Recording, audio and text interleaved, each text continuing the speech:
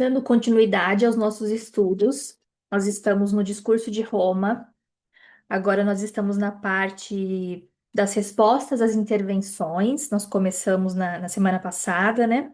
E agora a gente vai continuar na página 159. Vou começar a leitura e a gente vai parando, discutindo, como a gente sempre faz. Muitos outros, contudo, oferecem-nos seus leitos paralelos nesses jogos amorosos, nas cadeias em fuso desse campo de linguagem, no que se pode ver que a captura do real na sequência delas nunca é senão a consequência de um englobamento da ordem simbólica. Demonstrar isso seria percorrê-las. Indiquemos, porém, um de seus momentos privilegiados, que nos faria esquecer aquele em que acabamos de remeter a direção do universo à cadeia das causas, se não nos lembrássemos de que ele era seu antecedente necessário. Continuando na página 160. Para que a decisão sobre o verdadeiro e o falso se livrasse do ordalho, única prova, durante muito tempo, a contradizer o absoluto da fala, foi preciso de fato que os jogos da ágora, no decorrer do trabalho, em que se deu um sentido mais puro às palavras em confronto entre as tribos, isolassem as regras da justa dialética, mediante a qual ter razão era sempre triunfar sobre o contraditor. Sem dúvida, esse é um momento da história, um milagre, se preferirmos, que justifica uma homenagem eterna aos séculos da Grécia a que o devemos. Mas seria um erro hipostasiarmos nesse momento a gênese de um progresso imanente. Isso porque, além de ele haver arrastado consigo uma porção de bizantinismos que teríamos dificuldade em situar nesse progresso, por menos dignos que fossem do esquecimento, não poderíamos fazer da própria finalidade que supuséssemos nele, num causalismo rematado, uma etapa tão decisiva que remetesse a outras para sempre ao passado absoluta. E deem-se ao trabalho, eu lhes peço, de abrir os olhos para o que, em forma de feitiçaria, acontece à sua porta, se a razão de meu discurso não tiver a felicidade de convencê-los. É que, no que concerne às ligações da ordem simbólica, isto é, no que concerne ao campo de linguagem, que aqui nos serve de tema, tudo está sempre presente. É interessante essa noção de tudo está sempre presente. Primeiro, a gente pensando, por exemplo, no grande outro como lugar dos significantes, como a bateria dos significantes. E essa ideia de tudo estar sempre presente, a gente contrapõe um pouquinho, né, com a ideia de tempo. A temporalidade que a gente trabalha em uma análise não é uma temporalidade cronológica, mas uma temporalidade lógica, como a gente discutiu no texto do tempo lógico. Então, tudo sempre estará presente, porque tudo concerne ao campo da linguagem, quase como se não houvesse essa ideia de uma anterioridade da linguagem. A partir da inserção ali do ser de necessidade na linguagem, ele já está sujeito a esse funcionamento, ele já está submetido às regras da linguagem e principalmente ao mal-entendido, né? Que a gente fala bastante sobre essa noção de mal-entendido inerente da linguagem. É isso que lhes convém guardar na memória, se quiserem compreender a contestação formal, por Freud, de qualquer dado que favoreça uma tendência para o progresso da natureza humana. Tomada de posição categórica, se bem que seja negligenciada em detrimento da economia da doutrina freudiana, de certo em razão de pouca seriedade a que nos habituaram nessa matéria nossos pensadores titulados, Bergson inclusive, pelo eco que ela parece fazer a um pensamento reacionário que se tornou lugar comum, e também pela preguiça que nos impede de extrair do pé da letra freudiana o sentido, que, no entanto, podemos ter certeza de sempre encontrar nela. Aqui eu destaquei quando ele fala o sentido da letra freudiana, que quando Lacan vai propor o retorno a Freud, ele vai propor um retorno ao sentido do texto freudiano. E aí que vem essa outra interpretação que o Lacan faz da teoria freudiana. Então, não é voltar exatamente ao que Freud disse, mas o que Freud quis dizer. E aí a gente pode, né, debater, mas como que ele sabia o que o Freud ia querer dizer, né? E aí acaba sendo uma forma de ler a obra freudiana que o Lacan tem, mas que a ideia central seria resgatar esse sentido da obra freudiana. Não o conceito freudiano, mas o sentido que o Freud, então, quis formular para um determinado conceito, com determinada teoria.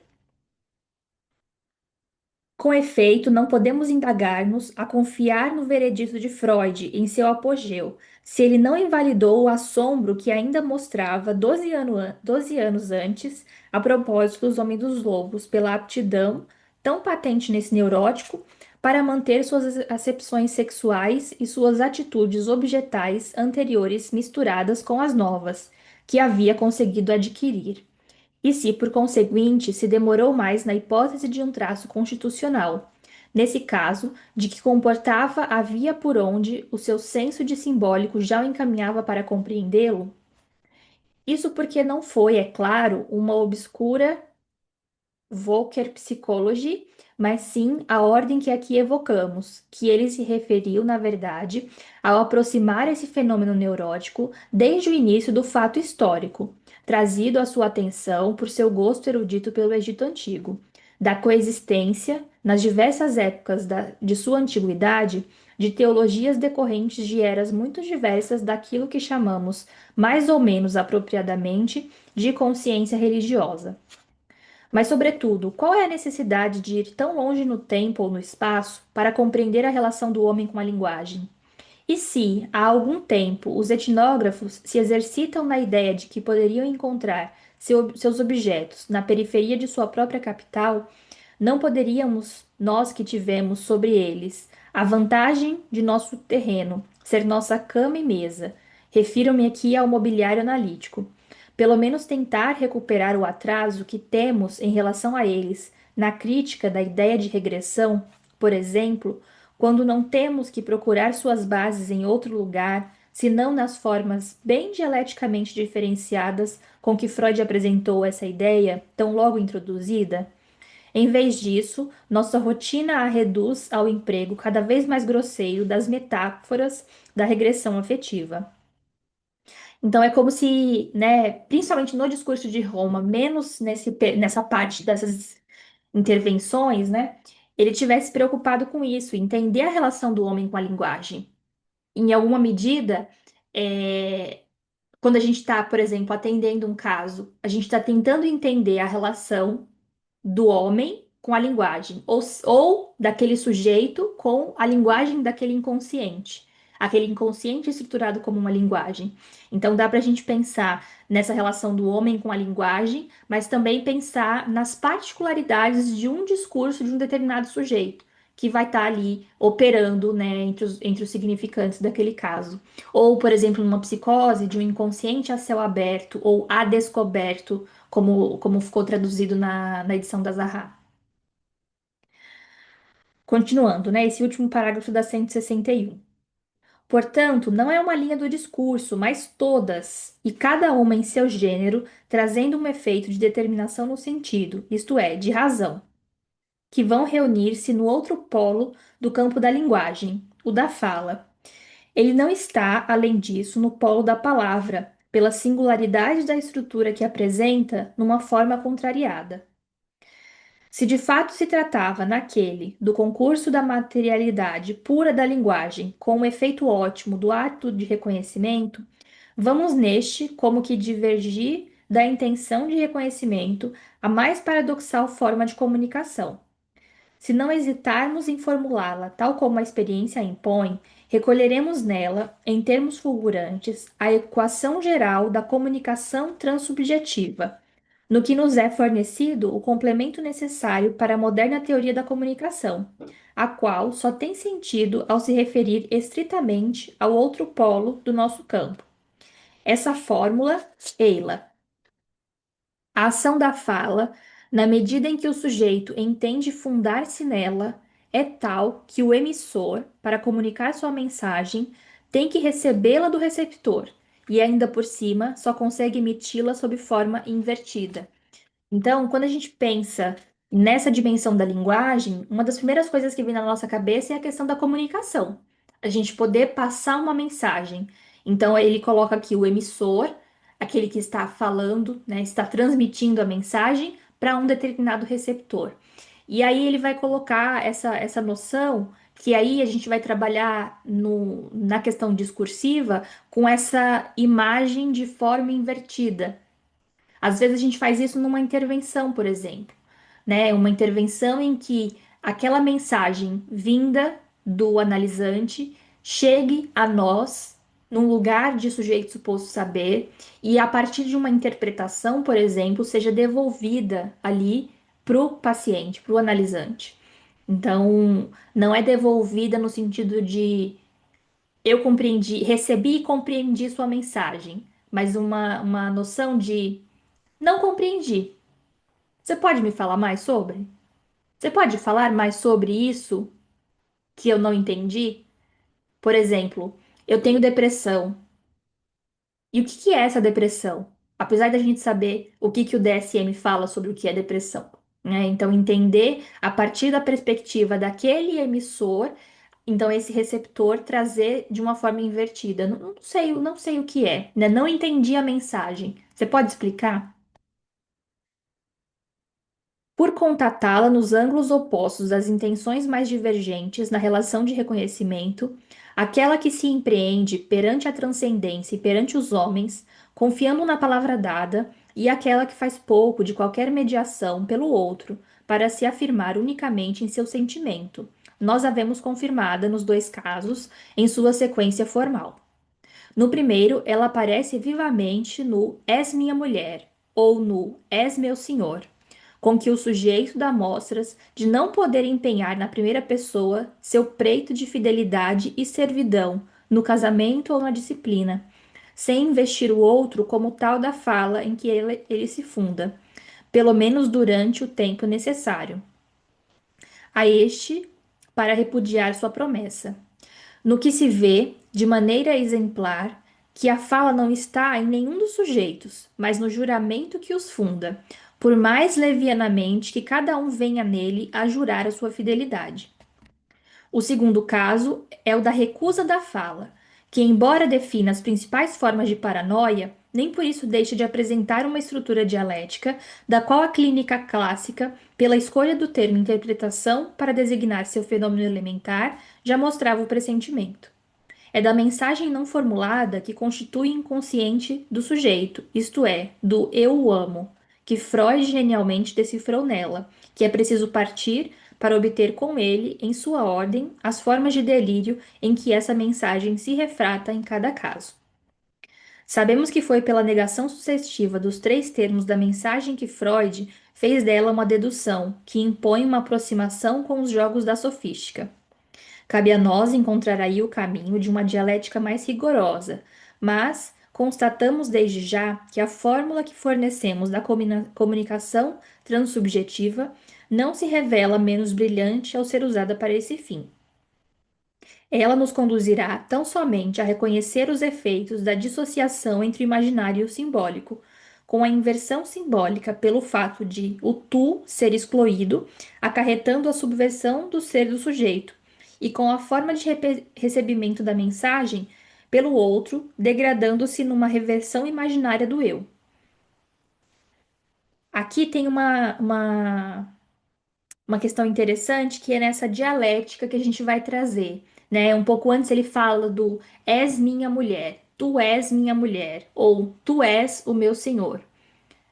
E há algo que deriva disso. Então, se tu és minha mulher, logo eu sou seu, né, seu marido, por exemplo. E a partir dessa relação entre o eu sou e o tu és, que a gente vê muito essa relação do sujeito com o outro. No seminário 3, o Lacan tem uma lição que chama Tu és isto. É uma das últimas lições do seminário. E ele vai falar que o eu sou vem do tu és. Então, quando é dito, né, tu és minha mulher, fica implícito algo do eu sou. Na mesma coisa do tu és o meu senhor. Tu és meu senhor. Fica implícito algo do eu sou. E aí ele vai, né, trazer essa dimensão para a gente entender dentro de uma frase, por exemplo, que se fala, quem que é o sujeito daquela frase? É a mesma dinâmica quando a gente pega aquela frase do bate-se em uma criança, né? Tem várias traduções para isso, mas a mais famosa eu acho que é esse bate-se em uma criança. Então, bate-se em uma criança. A gente pergunta quem bate? Ou uma criança é espancada. Quem é espancada? Uma criança. Mas se a gente pega no bate-se, fica ali como um sujeito indeterminado, né? Que a gente precisaria determiná-lo. Quem bate? Então, essas formulações, essas estruturas verbais, da língua portuguesa mesmo, é interessante a gente conhecer qual o sujeito da frase, né? É um sujeito que está oculto ou que está indeterminado? É um sujeito simples, é um sujeito composto, né? A gente resgatar ali o que a gente aprendeu na língua portuguesa com relação a isso. E pensar que quando ele fala dos três registros, né, ele coloca efeitos da dissociação entre o imaginário e o simbólico. Em alguma medida, né, quando a gente usa o recurso da linguagem, é tentando simbolizar, é tentando fazer essa passagem do imaginário para o simbólico, mas sempre com o anteparo também do real. Agora, na página 163. O fato é que, ao se adicionarem ao objeto homossexual do sentimento, que não ousa dizer seu nome, que esses efeitos, por mais dissociados que se mantenham, chegam à mais ínfima subversão do ser para o sujeito. Isto é, evitam-lhe ser para o ódio na erotomania, no qual o eu amo transforma-se na inversão simbólica em não é a ele, mas a ela que amo e acaba na reversão imaginária no ela me ama, ou ele, no caso do sujeito feminino. Se, entretanto, o heroísmo marcado na resistência às provações pôde enganar por um instante no que tange à autenticidade do sentimento, a função estritamente imaginária do outro em questão se deixa transparecer suficientemente no interesse universal atribuído à aventura. Ao contrário, ao se somarem no sujeito os dois efeitos, o simbólico e o imaginário, através das transformações em não sou eu que o amo, é ela, e em ele a ama, ela, no gênero próximo do pronome quanto ao sujeito feminino, levam ao delírio de ciúme, cuja forma propriamente interpretativa comporta uma extensão indefinida dos objetos, que revela a mesma estrutura generalizada do outro, mas na qual o ódio se intensifica no ser do sujeito. Aqui fez a gente pensar bastante nas psicoses, na psicose que tem esse movimento de generalização do outro. A gente tem a invasão de outra esse outro que invade, que sabe, que controla, que domina. Mas a gente também tem essa noção de uma generalização do outro, como se tudo fosse, né? Por exemplo, todo homem trai. Essa generalização. Ou todas as pessoas são falsas. Esse seria um outro exemplo de generalização. E é comum que a gente veja algumas. Não estou falando que essa frase em si, né? Mas essa forma de se colocar dentro dessa generalização, a gente pode encontrar, por exemplo, como ele coloca aqui no delírio de ciúme. E aí a gente pensando no caso de uma psicose. Continuando. Mas é ao incidir na relação fundada pela fala latente que a inversão, refratando seus efeitos sobre os dois termos, que são igualmente dessubjetivados pela recusa da mediação pelo grande outro, faz o sujeito passar do eu o odeio, de sua negação latente, pela impossibilidade de assumi-la na primeira pessoa, para o despedaçamento projetivo da interpretação persecutória na infindável rede de complicidades de seu delírio que seu delírio pressupõe.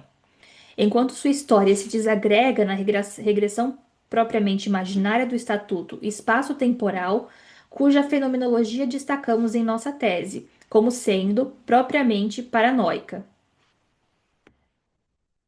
Aí, por exemplo, o eu odeio poderia ser de forma nessa mensagem, né, dessa forma invertida que vem do delírio, por exemplo, poderia ser todos me odeiam.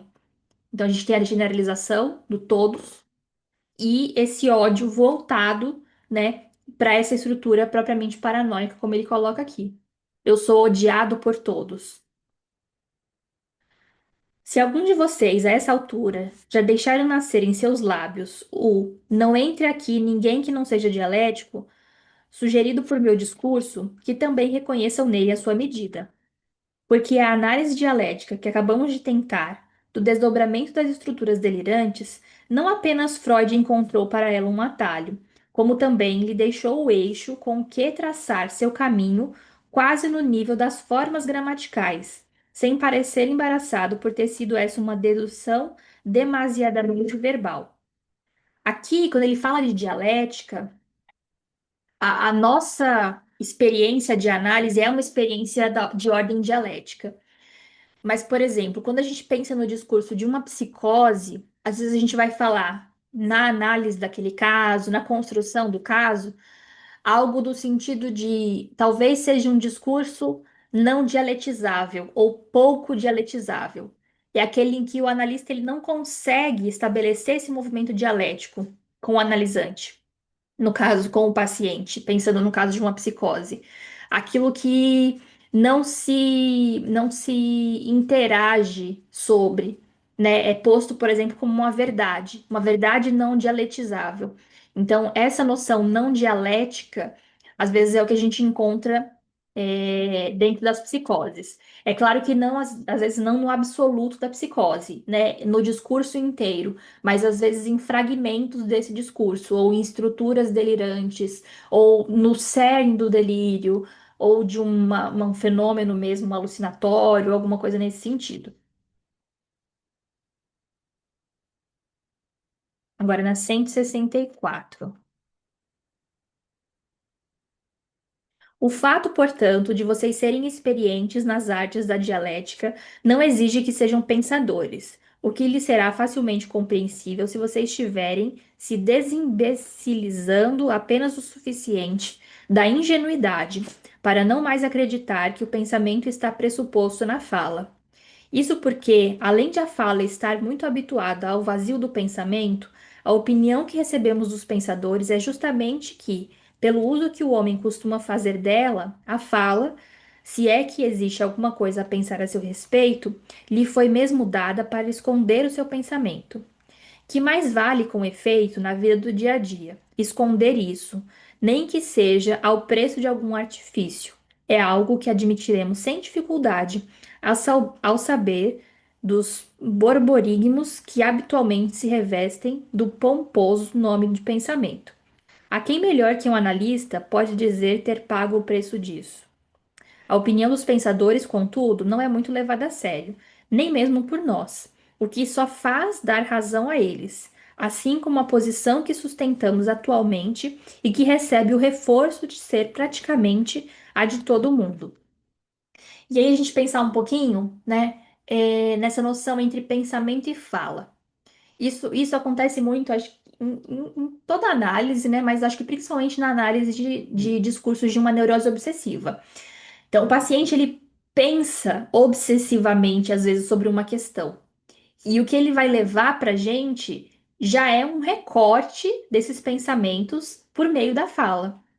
E é interessante quando, numa sessão, né, numa análise ali, por exemplo, a gente consegue sair um pouco desse campo do que foi pensado para a gente ir para o que foi falado. Porque é dentro dessa estrutura da fala que a gente vai extrair discurso e pensar no inconsciente estruturado como uma linguagem, não na do pensamento. Por isso que a gente pensa, né, com Lacan, a inversão do cogito cartesiano. O cogito cartesiano diz o quê? Penso, logo existo. Ou seja, a existência está associada ao pensamento. E aí o que o Lacan vai fazer é o existo onde não penso. Que essa existência vai estar justamente onde não há o pensamento. Onde o pensamento não operou ali numa racionalização, por exemplo. Então, quando a gente pensa na noção de associação livre, essa associação livre da fala não é sobre, né, dizer qualquer coisa, mas que o que é dito se encadeia dentro de uma lógica discursiva, que para a gente vai ser importante. Então, é o que às vezes acontece na sessão, do paciente falar assim: Nossa, eu ia trazer uma coisa, acabei nem trazendo. Chegou aqui, eu falei outra coisa. Como isso às vezes é um movimento interessante para análise, porque se essas outras coisas que foram levadas provavelmente estavam ali, né, sendo escondidas dentro daquilo do pensamento. Porque é claro que a gente vai pensar assim: Eu vou levar o que é mais importante. né? E aí a gente já faz um filtro sobre isso, sobre esse conteúdo. E às vezes naquilo que vai escapar da fala é que a gente vai encontrar muita coisa ali a ser trabalhada. Então,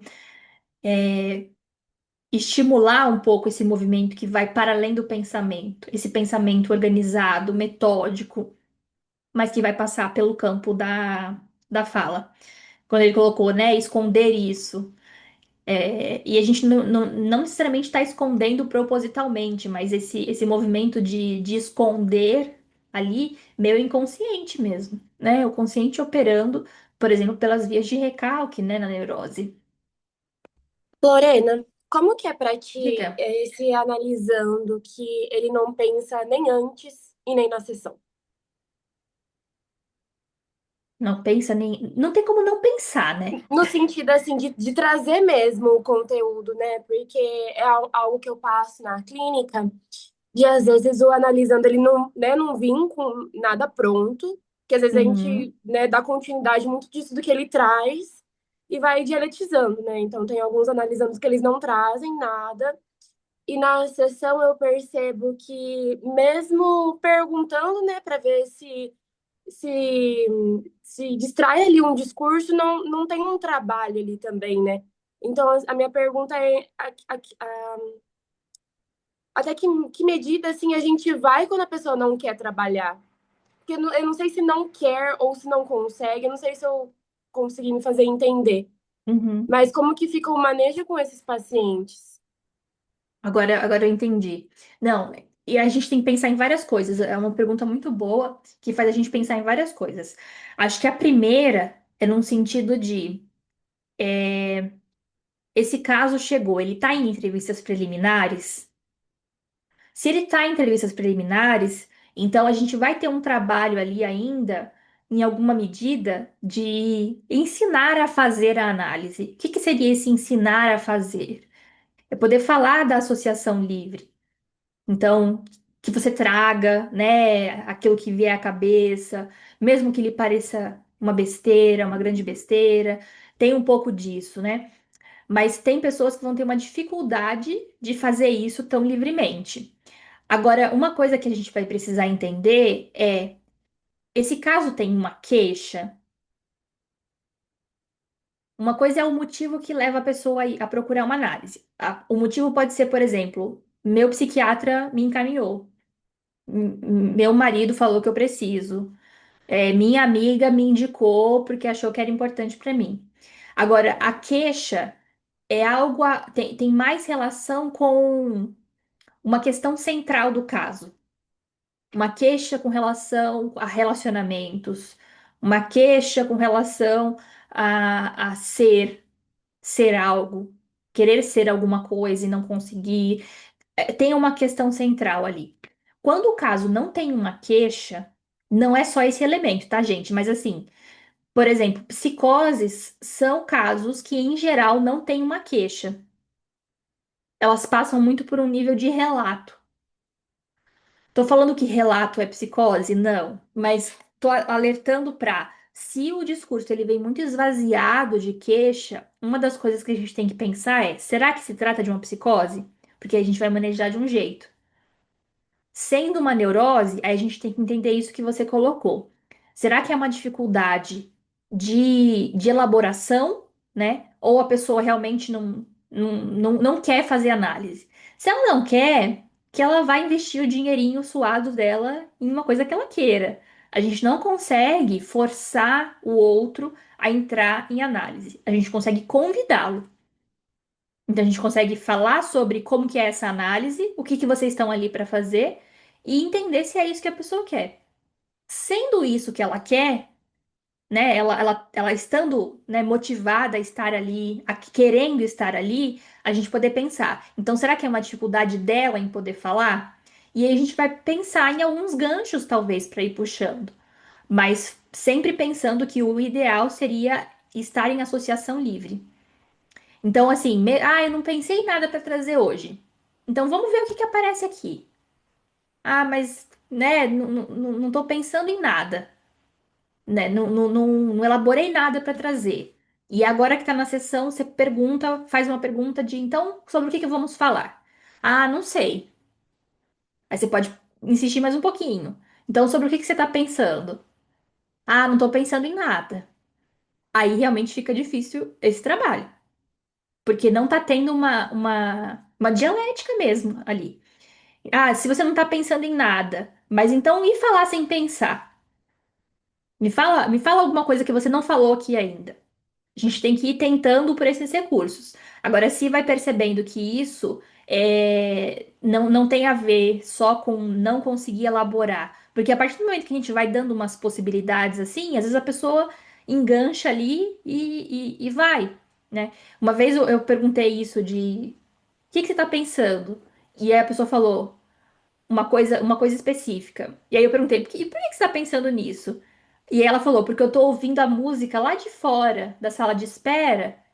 Essa é uma música tal, do artista tal, e aí ela falou a associação que ela tinha feito. Então percebe que desenrolou alguma coisa a partir dali? Agora, quando não desenrola, uma coisa é entender. Tem queixa, tem ali demanda para ver uma análise? Se não tiver, não tem o que a gente fazer. É melhor que essa pessoa vá gastar o dinheirinho dela com outra coisa, então, né? Mas se tiver e ela quiser fazer um trabalho, aí vai ser nesse sentido de que pelo menos ali no espaço da sessão surja alguma coisa. Não sei se foi mais ou menos por aí, mas uma coisa que a gente teria que pensar, por exemplo, é diagnóstico do caso.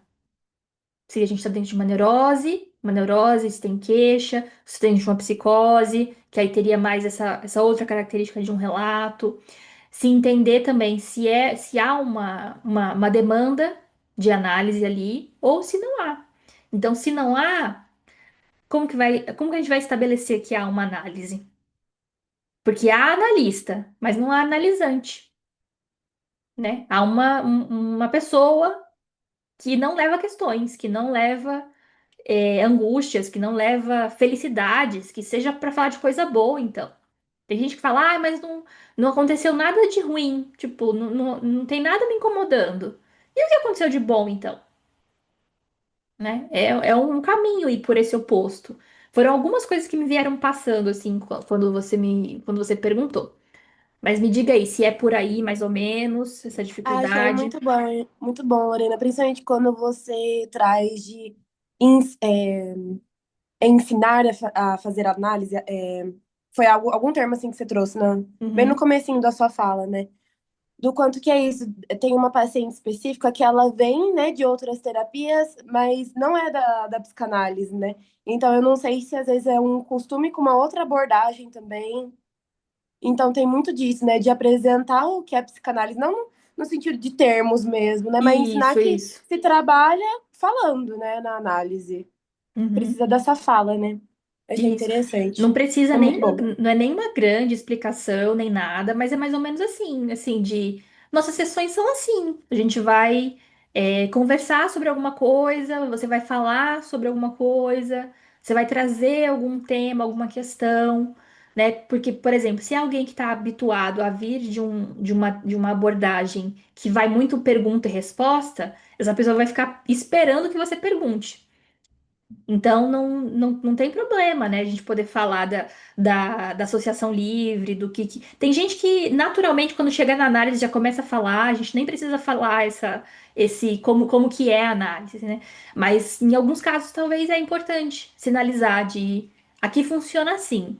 Você vai falar sobre tudo, que te vier à cabeça, você não vai ser julgado, há uma questão de sigilo, tal, que seria esse mais ou menos situar, né, explicar o que que se faz ali numa análise, né? Nem todo mundo sabe. E o Freud falava isso, que a pessoa não precisa saber para poder passar pelos efeitos. Então, não é como se a gente precisasse explicar para que aquilo funcionasse, vamos dizer assim, para ela. Não é nesse sentido, porque mesmo sem a pessoa entender o funcionamento de uma análise, se ela fala livremente, associa livremente, né? E a gente consegue fazer as intervenções e tudo mais, ali há uma análise, às vezes sem mesmo a pessoa entender o que que se passa ali. Mas às vezes minimamente situar do que a gente faz, né? O que que a gente faz é importante. E ver também como que isso se aplica no caso, né? Acho que não foi aqui. Teve uma situação que era um caso de uma neurose obsessiva e que estava no início com uma dificuldade ali de estabelecer uma relação com o saber, tanto o meu quanto da psicanálise. Então era muito, né, assim, tô ouvindo, mas a psicanálise não tem muito embasamento científico, não sei muito bem como funciona. E diversas sessões com essa questão, tem uma questão muito forte com a ciência, com a pesquisa, e falando disso em outras temáticas também. E em um momento eu precisei situar ali de falar. A psicanálise, ela inclusive trabalha com as bases epistemológicas da antifilosofia, da matemática, da topologia, da linguística, né? A gente trabalha lógica matemática. E aí, depois disso, ele falou: Ah, agora fez sentido. Só depois disso que ele conseguiu entrar em associação livre. Antes disso, ele não conseguia. Era mais assim, quase que esse pé atrás na psicanálise. Então, para aquele caso, foi importante situar dentro dos campos do saber, ó, a psicanálise ela tem um método. Porque ele falou assim: eu não consigo falar se eu não entender para que eu tô falando. E aí, a partir disso, que ele entendeu que existe sim uma lógica, que existe um funcionamento, existe uma técnica, ele conseguiu falar em sessão. Antes ele só trazia essas coisas do pensamento mesmo. Esse pensamento muito metódico, muito organizado, e depois ele conseguiu entrar em associação livre. Então teve a ver com o caso, com os saberes que estavam em jogo ali no caso. Cadê? Diga, Carlos. Então, a minha pergunta é um pouco, aproveitando a pergunta dela, é que até que ponto a gente não vai estar também sugestionando com uma pergunta, e porque assim, um pouco trazendo um pouco da minha experiência, a minha analista, na verdade, ela poucas vezes me perguntou algumas coisas, muitas vezes, na verdade, ela sustentou o silêncio, o que para mim foi bastante incômodo, assim, sabe, nos 2 primeiros anos de análise. E, e depois eu via que ela fazia, às vezes eu saí daquele silêncio com uma pergunta que eu considerava, assim, tipo, muito corriqueira, como foi o seu final de semana? E, ou então me perguntava como foi a sua relação com seu pai ou com a sua mãe. E, mas ao mesmo tempo ainda fico nessa dúvida de até onde saber intervir utilizar o silêncio como uma ferramenta, né? Se Uhum. intervém como uma pergunta ou se sustenta o silêncio, porque também faz parte também, né, de trazer esse um pouco do incômodo do Sim, silêncio é importante, porque o sujeito já tá todo mundo respondendo para ele ou perguntando para ele, né? Enfim, fiquei nessa dúvida de como a gente saber até que ponto a gente precisa também sustentar um silêncio e até onde a gente pode intervir com uma pergunta, ou enfim. muito bom. Porque a gente pensa, por exemplo, que tem dois tipos de silêncio. Um silêncio é aquele silêncio reflexivo. Por exemplo, o analisante traz uma questão, a gente faz uma pontuação e aí entra num silêncio. Esse silêncio é importante a gente sustentar, porque pode estar sendo um momento de elaboração. Mas se depois de um tempo ali, né, isso é muito controverso, né, porque tem clínicas, é, vou falar millerianas, que trabalham muito com a noção de silêncio, a ponto de você entrar e sair de sessões durante várias, 5, 6 sessões, sem nem ouvir a voz do seu analista. Eu acho que isso cai para um outro extremo, porque se a gente trabalha com a dimensão da palavra, com a fala, com a linguagem, com o inconsciente estruturado como uma linguagem, como que a gente vai sustentar um silêncio tão prolongado, que inclusive dure sessões, né? Então, a gente tem que entender que o silêncio ele faz função, mas a gente tem que entender o momento em que ele perde função. Então, por exemplo, se a gente fez uma intervenção, né, entrou num momento de silêncio, que o analisante pode estar elaborando aquela questão. Depois de um tempo desse silêncio, a gente pode perguntar para ele: e o que que você pensou sobre isso? Para retomar o canto discursivo, para retomar uma dialética. Porque senão não adianta também só o analisante ficar pensando sozinho, refletindo sozinho no silêncio. Mas tem silêncio que é um silêncio vazio ali. Um silêncio que, como se não tivesse palavras mesmo. E aí a gente poder pensar, qual que é a função desse outro silêncio? Ele vai ter uma função? Se ele tiver uma função, é importante sustentar. Se ele não tiver função, a gente vai precisar encher esse silêncio de palavras. Porque a gente trabalha com as palavras ou com, né, os significantes, na verdade, as palavras para elevar elas à categoria de significante e poder operar via significante. Então, uma coisa é, se esse silêncio é um silêncio vazio de significado, aí é interessante a gente furar. Quando ele tem uma função, a gente sustenta. Vamos supor, a gente fala muito de significante ser uma palavra, né? E ele não é necessariamente uma palavra, ele pode ser duas palavras, ele pode ser uma expressão, ele pode ser uma frase, ele pode ser um gesto, como o exemplo do gestapô que o Lacan traz, ele pode ser um silêncio.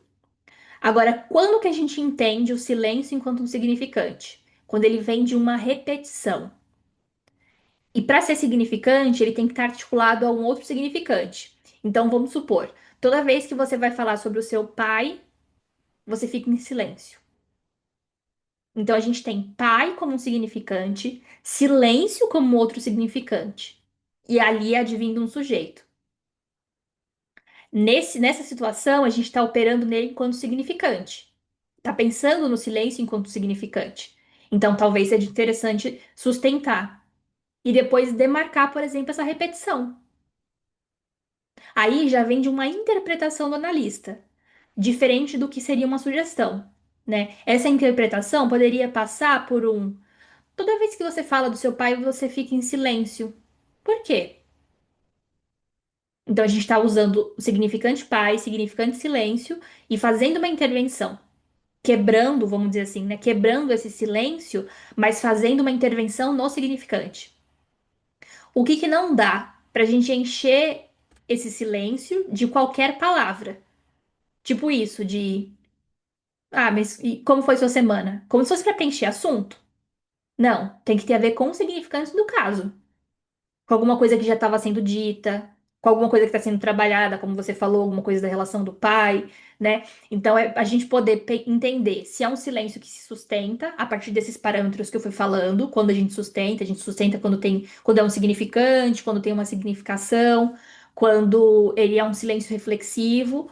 E quando não sustentar esse silêncio, a gente poder entender também o porquê que a gente está quebrando esse silêncio, mas quebrando esse silêncio, rompendo essa barreira, enchendo de palavras que tenham a ver com a análise.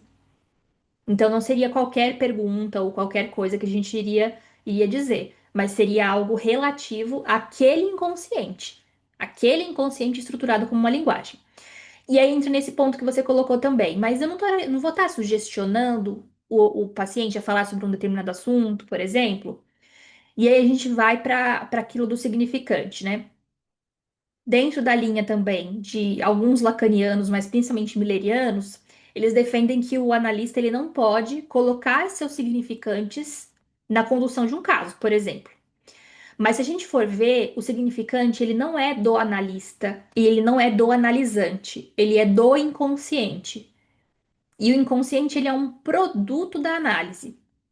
Então, esse inconsciente não tem a ver com o meu inconsciente enquanto analista, de inserir meus significantes ali perguntando alguma coisa, fonte voz da minha cabeça, mas inserir esses significantes que sejam do caso. Então, se eu faço uma inserção de um significante, que é um significante do caso, não é uma sugestão. Não poderia ser considerado uma sugestão, porque tem a ver com esse inconsciente estruturado como uma linguagem. Agora, se eu entro com uma outra palavra, com que não tem nada a ver com o caso, aí eu estaria inserindo, né, algo que pode ser que seja meu, né, que seja meu. Mas se eu estou inserindo um significante do caso, isso não vai ser enquanto uma sugestão, porque está dentro da cadeia significante daquele caso, daquele tema, daquele sujeito, né? Sujeito como tema, como assunto. Então, é um pouquinho diferente, mas a linha é sutil. Então, eu acho que é um cuidado, é uma pergunta muito boa, porque é um cuidado que a gente tem que ter. Esse silêncio está cumprindo função? Sim ou não? Qual a função desse silêncio? Por que desse silêncio? É um silêncio que eu vou romper ou não vou? Se eu for romper, eu tenho que saber por que que eu tô rompendo. E se eu não for romper, eu tenho que saber também por que que eu não tô rompendo. Então, desde que a gente use a técnica para embasar o que a gente vai fazer ali, tá tranquilo. Só não dá para fazer sem usar a técnica. Então, sem pensar a nível de significante, por exemplo, sem pensar nisso de O silêncio está sendo um significante no caso? Às vezes silêncio é só silêncio, né? Silêncio como ausência de palavras. Por isso que eu falei, né? Eu brinquei. A ausência de palavras, a gente vai fazer o quê? Colocar palavras dentro, quando for o caso. Mas acho que seria mais ou menos por aí. Obrigado. Vamos continuar mais um pouquinho, a gente tem uns minutinhos ainda. Onde que a gente parou? Na 164? Me ajudem aí que eu me perdi. No começo ali do parágrafo, pessimismo como um dos pensadores, eu acho. O pessimismo comum dos pensadores, no entanto, não é só a favor da autonomia da fala. Ontem, quando estávamos todos cativados pelo discurso da nossa transparente François Dolto, e quando, num abraço fraterno, eu lhes disse que uma voz divina se fizera ouvir por sua boca, ela me respondeu como uma criança apanhada em flagrante. Mas que foi que eu disse? Eu estava tão emocionada por ter de falar que já nem pensei no que podia dizer. Ora, François, dragãozinho.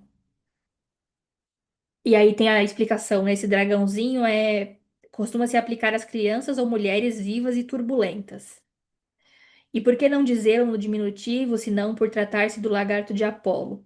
Você não precisava pensar para nos conceder o dom de sua fala, nem tampouco para falar muito bem. E a própria deusa que lhe soprou seu discurso deve ter pensado menos ainda. Os deuses são, por demais, idênticos à ânsia imaginária que o real oferece à fala, para se sentirem tentados pela conversão do ser a que alguns homens se arriscaram, a fim de que a fala se tornasse pensamento. Pensamento do nada que ela introduz no real, que a partir daí segue pelo mundo no esteio do símbolo. É de uma conversão assim que se trata no cogito de Descartes, e foi por isso que ele não pôde pensar em fazer do pensamento que aí fundamentou um traço comum a todos os homens, por mais que estendesse o benefício de sua dúvida para lhes dar crédito pelo bom senso. E é isso que ele prova na passagem do discurso citada por Anzier, ao não introduzir, para distinguir o homem de sua aparência na extensão, outros critérios, senão os mesmos que aqui oferecemos como sendo os da fala. Assim como ele mostra ao refutar de antemão a escamoteação que os modernos fazem disso no chamado circuito estímulo-resposta, pois é bem possível, diz ele, com efeito, conceber que uma máquina seja feita de tal modo que profira palavras, a propósito de ações corporais que causam certas mudanças em seus órgãos, como se, sendo tocada num certo ponto, ela perguntasse o que lhe queremos dizer, e se tocada em outro, gritasse que a estamos machucando. Para confiar no duplo critério pelo qual, segundo Descartes, a máquina seria falha, a saber, não será possível que ela disponha de maneiras diversificadas, essas palavras, para responder ao sentido de tudo que se disser em sua presença, ou seja, os dois termos, substituição combinatória do significante e transubjetividade fundamental do significado, com que caracterizamos a palavra e a fala na linguagem. Então foi interessante ter falado sobre isso do silêncio, porque aí agora ele coloca aqui, né, sobre essa substituição combinatória do significante e transubjetividade fundamental do significado, que é como ele vai caracterizar a palavra e fala na linguagem, que é o tema do próximo texto. Assim, se Anzier acredita argumentar nisso contra mim, é em razão do preconceito comum sobre a harmonia da fala com o pensamento, que é o que ponho em dúvida. Deixo de lado a inadequação do exemplo sobre o qual Descartes nada pôde fazer, já que o autômato só foi abordado por ele pelo aspecto de engodo do animado, com que sua época se encantava, ao passo que a máquina nos parece. Voltarei a essa questão um dia desses. Um conjunto de elementos simbólicos, organizados, precisamente, de modo a que eles se disponham de maneiras diversificadas, em sequências orientadas, e suficiente capaz de responder ao sentido das perguntas que lhe são propostas em sua linguagem, para que o que lhe foi impropriamente atribuído de pensamento possa legitimamente ser imputado à função de uma metade da fala. E isso nos leva diretamente àquele sentido do surrealismo, que direi que Anzier tampouco desconhece, o de imputar as confusões que nos são legadas pela noção de automatismo a um pensamento mágico, o qual, por ser o lugar comum de um certo retorno à psicologia de nossa disciplina, é também seu álibi mais patente. O surrealismo de fato encontra lugar numa série de emergências, cujo selo comum imprime em nossa época sua marca, a de uma revelação das relações do homem com a ordem simbólica. E a repercussão mundial de suas mais gaiatas invenções deixa bem claro que ele foi o prelúdio de um advento mais grave e também mais sombrio, como o Deus menino cuja imagem Duré gravou animando com seus jogos parodísticos o mundo com uma melancolia prestes a dar à luz. Profusão em pânico de símbolos confusos e fantasias despedaçadoras. O surrealismo aparece como um tornado à beira da depressão atmosférica, em que sossobram as normas do individualismo humanista. Se a autonomia da consciência de si estava condenada pela consumação do discurso sobre o saber em Hegel, coube a Freud a honrar de haver traçado o perfil, no berço desse século, da imagem e da sombra da potência contrária sobre o novo indivíduo. Império da linguagem, ele emite comandos no advento histórico do discurso da autoacusação antes de fazer promessas, nos murmúrios de oráculo da máquina de calcular. Um poder mais original da razão parece surgir através do esfacelamento do conceito, na teoria lógico-matemático dos conjuntos, e da unidade semântica na teoria linguística do fonema.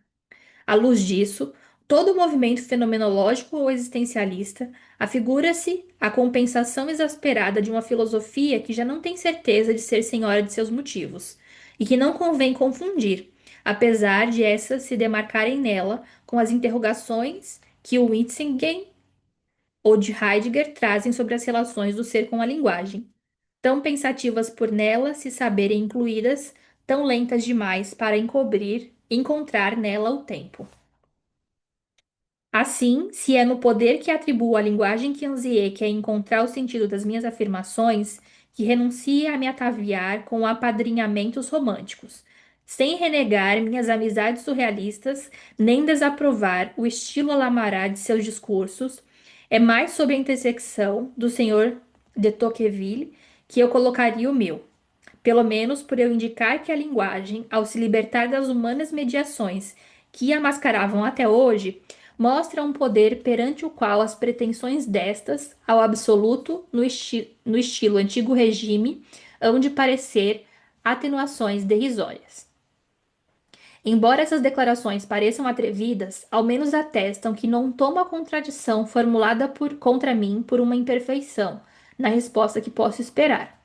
Muito pelo contrário, visto que em Anzié ela manifesta aquela proximidade da verdade que só se obtém desde que seja a verdade que nos acompanha de perto. Acho que eu vou parar por aqui. Faltam só 5 minutinhos. Na 167. Esse parágrafo que vai começar a ponto mesmo de certos entusiasmos. E aí, provavelmente, na próxima semana a gente termina esses comentários. Esses comentários estão mais maçantes, mas a expectativa do próximo texto é boa. Prometo para vocês.